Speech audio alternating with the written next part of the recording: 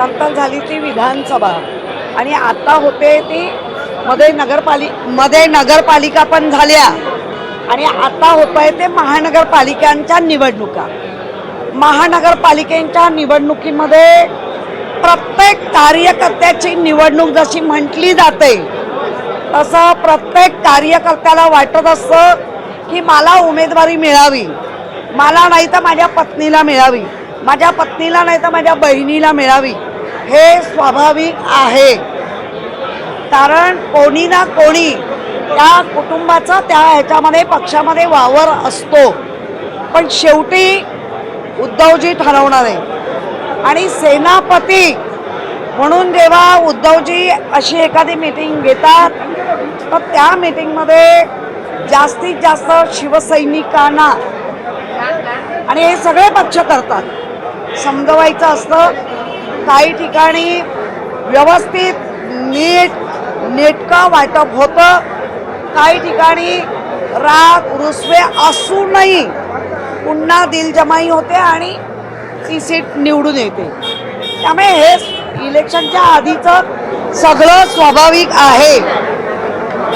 आमचे शिवसैनिक एक खरे निष्ठावंत आहेत, त्यांना इतकी आमिषे आहेत, सगळं असूनही जे हलत नाहीत ते निष्ठावंत अशी व्याख्या आहे. आणि त्या व्याख्येमध्ये आपण आज पाहिलं, आता उद्या किंवा परवा काय होईल तर आपण ती वाट बघितली पाहिजे. आणि त्या वाट बघण्यामध्ये सगळ्याच पक्षांमध्ये गडबड आहे.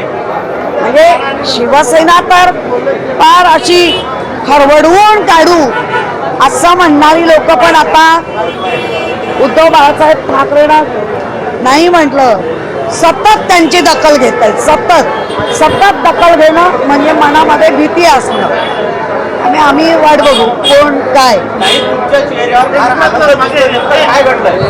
नाही, माझा नेहमी आनंदी असतो चेहरा.